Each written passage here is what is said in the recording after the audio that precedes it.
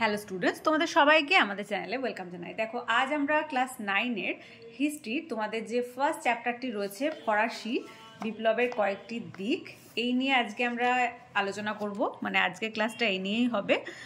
তার মধ্যে যেটা মানে ইম্পর্টেন্ট সেটাও আমরা আজকে ডিসকাস করে নেব। তার আগে বলি, যারা ক্লাস 9-এ উঠেছো তাদের জন্য আমরা পেড ক্লাস মানে 8, 9, 10 মেনলি আমরা পেড ক্লাস স্টার্ট করেছি। 1 জানুয়ারি থেকে সেই পেড ক্লাস স্টার্ট হয়ে যাচ্ছে।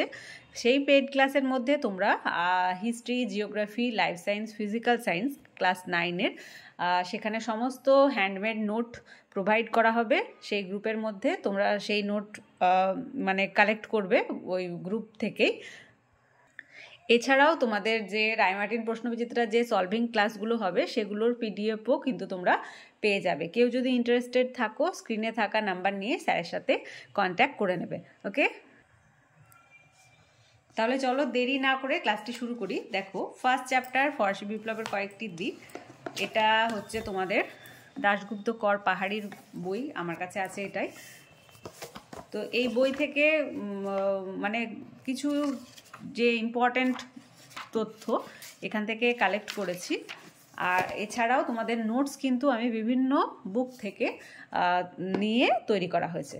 মানে হ্যান্ডমেড যে নোটটা তোমাদের গ্রুপে প্রোভাইড করব সেটা সেই বিভিন্ন বই থেকেই নেওয়া হয়েছে। তাহলে চলো ক্লাসটি শুরু করি।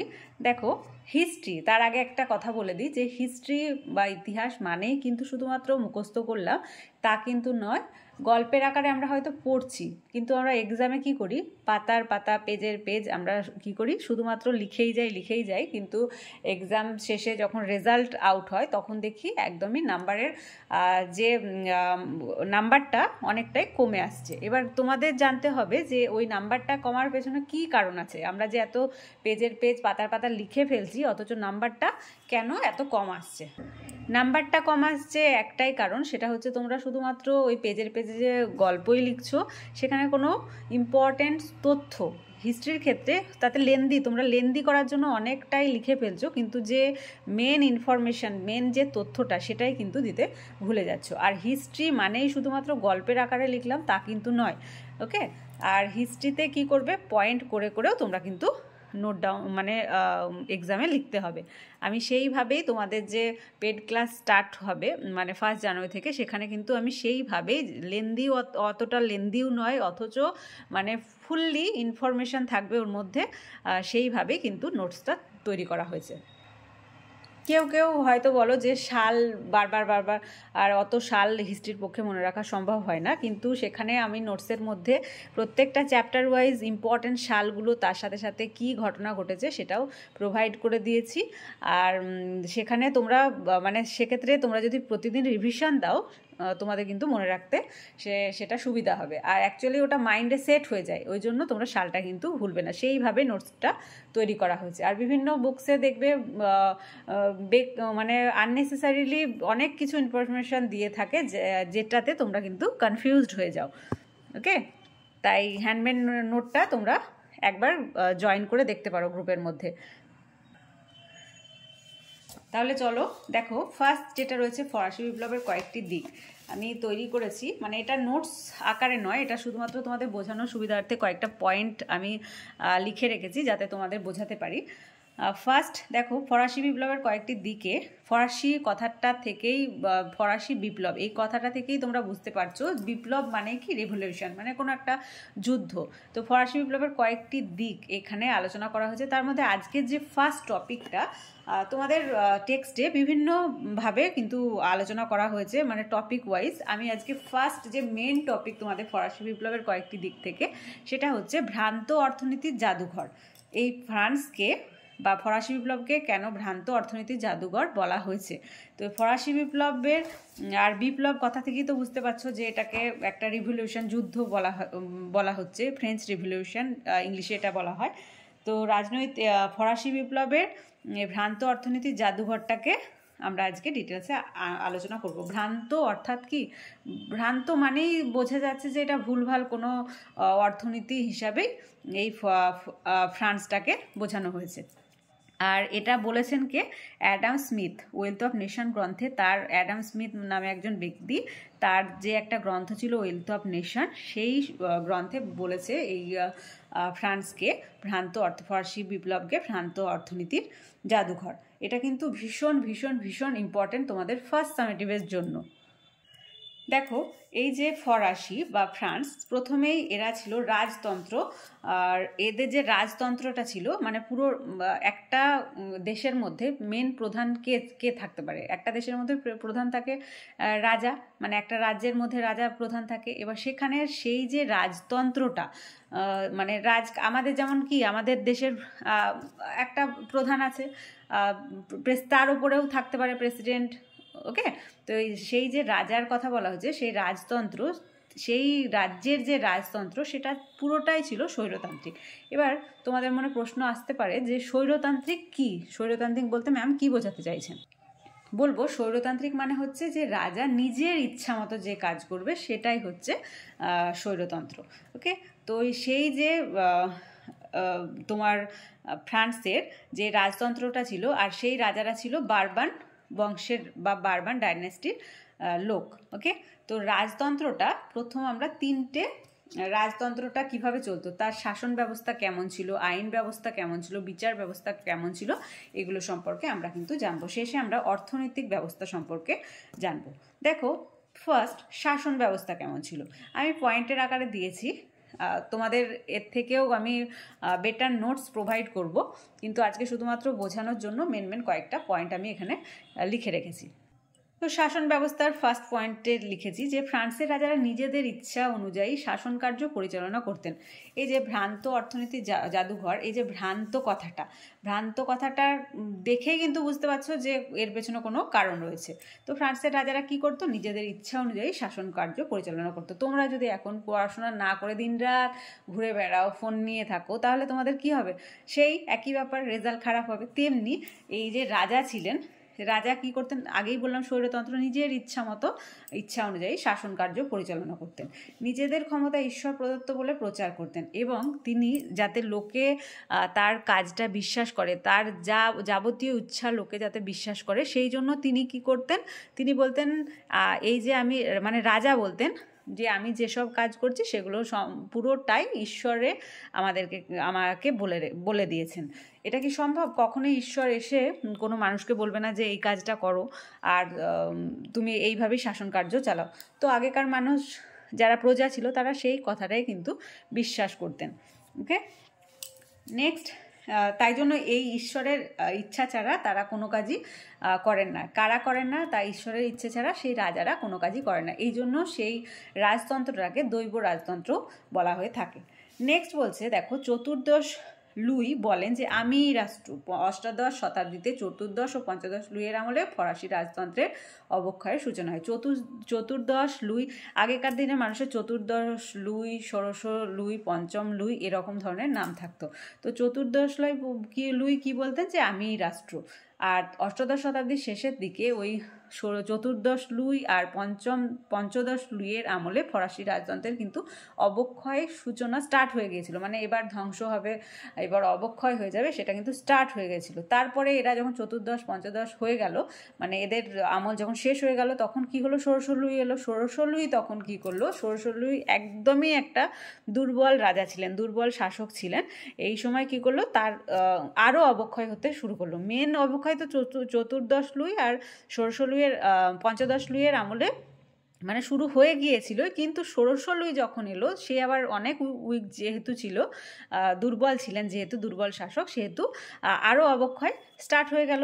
এই সময় কী করলো? যখন ষোড়শ লুইয়ের আমল, এই সময় কী করা হলো? যে ইন্টেন্ডেন্ট নামক কর্মচারী নিজেদের স্বার্থ পূরণের জন্য প্রজাদের ওপর অকথ্য অত্যাচার চালাতেন। প্রজারা তাদের অর্থলোলুপ নেকড়ে বলে সম্বোধন করত। এবার সেই সময় ষোড়শ লুই যেহেতু দুর্বল শাসক ছিলেন, এবার এর আন্ডারে যার মেন কর্মচারী তো থাকে, এর আন্ডারে যে কর্মচারীরা ছিল, ইন্টেন্ডেন্ট নামক কর্মচারী, এরা তখন কী করলো? প্রজাদের ওপর অকথ্য অত্যাচার চালাতো আর নিজেদের কার্যসিদ্ধি করতে শুরু করেছিল। তখন ষোড়শ লুইয়ের থেকে প্রজারা এদেরকে কিন্তু ভয় করতে থাকলো। নেক্সট চলে আসি আইন ব্যবস্থা। আইন ব্যবস্থা দেখো, ফ্রান্সে কোথাও রোমান, কোথাও জার্মান, সব মিলিয়ে 400 ধরনের আইন ছিল।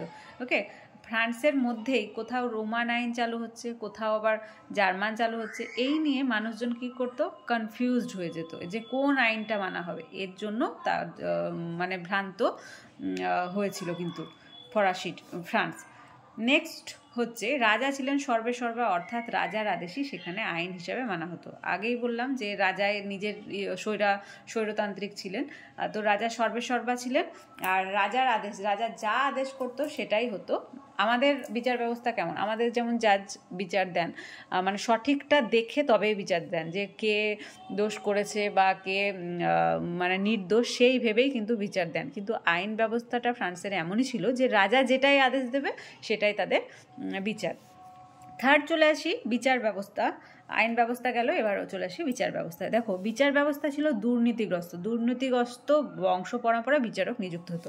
এবার সেই আগেকার দিনে যেমন বলতো না যে রাজার ছেলে রাজাই হবে, যদি নাপিত হয় নাপিতের ছেলে নাপিতই হবে, এরকম একটা বংশ পরম্পরায় যেটা চলে আসতো, সেই ফ্রান্সের বিচার ব্যবস্থাটাও সেরকম ছিল। যদি সে মানে যোগ্য নাও হতো, ধরো একজন রাজা এখন রাজত্ব করছেন, এবার তার ছেলে হয়তো কিন্তু পুরোটাই অযোগ্য, কিন্তু তাদের যেহেতু বংশ পরম্পরায় নিয়ম ছিল যে রাজার ছেলে রাজাই হবে, তো সে যদি ছেলেটা যদি অযোগ্যও হয়, মানে রাজার ছেলেটা যদি অযোগ্যও থাকতো, তাকে কিন্তু রাজা হিসাবে নিযুক্ত করা হতো। এটাই ছিল তাদের বিচার ব্যবস্থা, মানে সেই বিচারক হিসাবে নিযুক্ত হতো।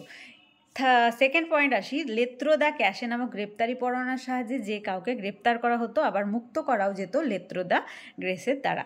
এবার আমাদের আমাদের কি হয়, আমাদের যুগে যে যখনই কোনো কিছু বা কোনো কিছু না, কোনো কাউকে যদি অ্যারেস্ট করার হয়, তার মানে কোনো প্রমাণ থাকে, ওয়ারেন্ট বের হয়, তারপরে তাকে কিন্তু অ্যারেস্ট করা হয়। কিন্তু এই ফ্রান্সে এই লেত্রো দ্য ক্যাশে নামক এটাই হচ্ছে গ্রেপ্তারি পরোয়ানা। যদি কেউ নির্দোষও হয়, তাকেও যদি রাজা চায় যে আমি আজ অ্যারেস্ট করে নেব, তাকে বন্দি করবে, সে কিন্তু এই লেত্রো দ্য ক্যাশের নামে ক্যাশ নামে গ্রেপ্তারি পরোয়ানার সাহায্যে তাকে কিন্তু গ্রেপ্তার করতে পারেন। এবার কেউ হয়তো দোষটা সত্যিকারেরই করেছে, বাস্তবেই দোষটা করেছে, সেক্ষেত্রে রাজা হয়তো ভাবলো যে না, এই লোকটা হয়তো দোষটা করেনি, সেক্ষেত্রে এই লেত্রো দ্য গ্রেসের দ্বারা তাকে মুক্ত করে দিতে পারতো। তো তোমাদের শর্ট কোশ্চেন আসে যে লেত্রো দ্য ক্যাশে নামক গ্রেপ্তারি পরোয়ানা কি করে, যে গ্রেপ্তার করে কাউকে, আর মুক্ত করার জন্য লেত্রো দ্য গ্রেস। ওকে, তোমাদের এক্সামে মাঝে মাঝে দেয় যে ফ্রান্সের শাসন ব্যবস্থা কেমন ছিল, আইন ব্যবস্থা কেমন ছিল, বিচার ব্যবস্থা কেমন ছিল। তোমরা আশা করি বুঝতে পেরেছো যে তাদের বিচার ব্যবস্থা কেমন ছিল।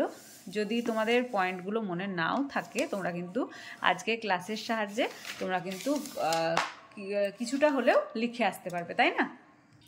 নেক্সট চলে আসি অর্থনৈতিক ব্যবস্থা। দেখো, এই যে ফ্রান্সের অর্থনীতি ছিল পুরোটাই ভ্রান্ত এবং ত্রুটিপূর্ণ। এই অর্থনৈতিক ব্যবস্থাকে আমরা কয়েকটা পয়েন্টে ভাগ করেছি। দেখো, বৈষম্যমূলক কর ব্যবস্থার কারণে এটা ভ্রান্ত ছিল, রাজ পরিবারের বিলাসিতার কারণে এটা ভ্রান্ত ছিল, ভ্রান্ত যুদ্ধনীতির জন্য এটা ভ্রান্ত ছিল, এছাড়াও প্রশাসনিক খরচ বৃদ্ধির জন্য এটা ভ্রান্ত ছিল। ফার্স্ট, বৈষম্যমূলক কর ব্যবস্থা। বৈষম্যমূলক কর ব্যবস্থা বলতে যে এই ফ্রান্সে তখন তিনটি শ্রেণীর বা সম্প্রদায়ের মানুষ ছিল। যাজক সম্প্রদায় হচ্ছে ফার্স্ট এস্টেট, সেকেন্ড হচ্ছে অভিজাত, আর থার্ড এস্টেট হচ্ছে একদম নিম্ন সম্প্রদায়ের মানুষ। তো যাজক সম্প্রদায় আর অভিজাত সম্প্রদায়, এই দুটো সম্প্রদায় একদমই কর কিন্তু দিত না। আর কি করতো, আর যদিও দিত, ইচ্ছা কর দিত, হয়তো সামান্য, যা তাদের যা ইচ্ছা কর বলেই দিচ্ছি, তাদের যেটা ইচ্ছা হতো সেটাই দিত। আর থার্ড এস্টেট মানে পুরো নিম্ন সম্প্রদায়ের যারা ছিল, তারা কিন্তু পুরোটাই কর দিত। যেমন থার্ড এস্টেটের মধ্যে কারা পড়ে, সব ধরনের মানুষ, সাধারণ একদম দরিদ্রতম মানুষ, তারপর তোমার কি বলে ফরাসি বুর্জোয়া শ্রেণী, উচ্চপদস্থ প্রশাসক। বুর্জোয়াদের উচ্চপদস্থ বলা হলেও তারা কিন্তু কিছু কিছু বুর্জোয়া আছে যারা থার্ড এস্টেটের মধ্যেই পড়ে, এবং সব ধরনের করই কিন্তু এই থার্ড এস্টেটরা দিত। এই থার্ড এস্টেটের কথা আমরা যখন নেক্সট অন্য টপিক আসবে তখন কিন্তু নেক্সট ক্লাসে আমরা আলোচনা করব। আর কি বলছে, পরিবারের বিলাসিতা। রাজ পরিবারের বিলাসিতা কী ধরনের বিলাসিতা? রানীমারি এতওয়ানেত এর 500 জন সহচরী ছিল। একজন রানীর 500 জন সহচরী থাকার কি দরকার? এবার 500 জন সহচরী তো আর এমনি এমনি থাকে না, তাদেরকে টাকা দিয়েও বুঝতে হয়, তাই না?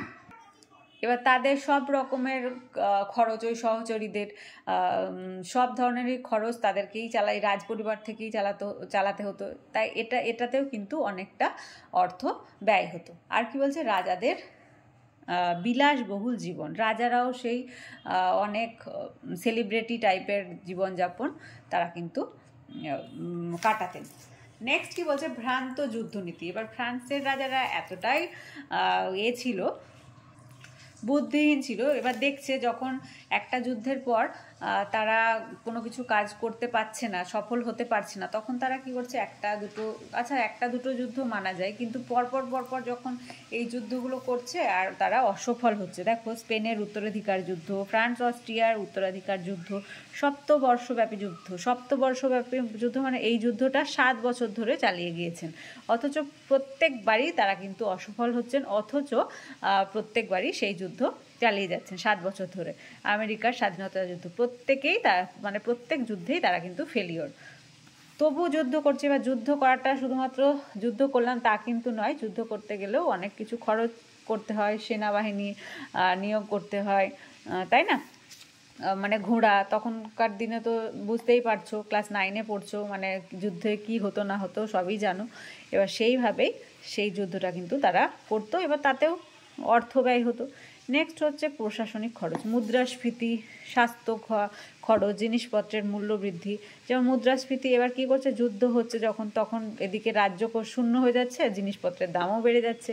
এই যে সৈন্যবাহিনীর মধ্যে অনেক সৈন্যবাহিনী কি হচ্ছে, আহত হচ্ছে, তখন তাদের যে ট্রিটমেন্ট সেটাও কিন্তু এই রাজকোষ থেকেই যাচ্ছে, জিনিসপত্রের মূল্য বৃদ্ধি পাচ্ছে। ওকে, এই সব কারণে কিন্তু ফ্রান্সকে ভ্রান্ত অর্থনীতির জাদুঘর বলা হয়েছে। এটা কিন্তু তোমাদের ফার্স্ট সামেটিভের জন্য ভীষণ ইম্পর্টেন্ট। তোমরা আশা করি এই ভ্রান্ত অর্থনীতি থেকে যা কিছুই কোশ্চেন আসুক না কেন, পুরোটাই কিন্তু বুঝতে পারবে। আর আই হোপ তোমরা কিন্তু এক্সামে পুরো ভালোভাবে লিখে আসতে পারবে। এই টপিকটা বোঝার জন্য এগুলো জাস্ট পয়েন্ট ছিল। তোমরা আগেই বললাম যে যদি কেউ ইন্টারেস্টেড থাকো, স্ক্রিনে থাকা নাম্বার নিয়ে স্যারের সঙ্গে কন্ট্যাক্ট করে নেবে পেড গ্রুপের জন্য। 1 জানুয়ারি থেকে আমাদের পেড ক্লাস স্টার্ট হয়ে যাচ্ছে। তোমাদের স্যারের লাইফ সায়েন্স, ফিজিক্যাল সায়েন্সের হ্যান্ডমেড নোট, তার সাথে সাথে তোমরা যদি কোনো কিছু বুঝতে অসুবিধা হয় তোমরা কিন্তু গ্রুপের মধ্যে জানাবে। ইউটিউবে যেমন ক্লাস হচ্ছে সেরকম তো হবেই, তার সাথে এক্সট্রা যেগুলো তোমাদের জানার প্রয়োজন থাকবে সেগুলো কিন্তু তোমরা গ্রুপের মধ্যে জানাতে পারো। আর আমার হিস্ট্রি জিওগ্রাফির যাবতীয় সমস্যার সমাধান তোমরা আমার কাছে জানতে চাইলে আমি কিন্তু তোমাদেরকে রেকর্ডিং যে ক্লাস হয় তার মাধ্যমে আমি বুঝিয়ে দেবো।